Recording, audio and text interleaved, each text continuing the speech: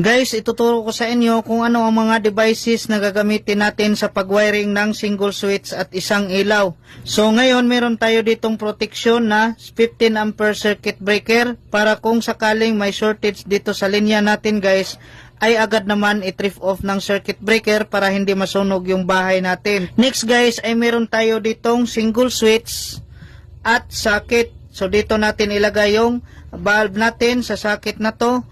At yung wire naman na ginagamit natin para sa lightings guys dito sa 15 ampere circuit breaker natin ay low mix wire or PDX wire number 14. So makikita nyo dito guys, meron tayo ditong staple wire.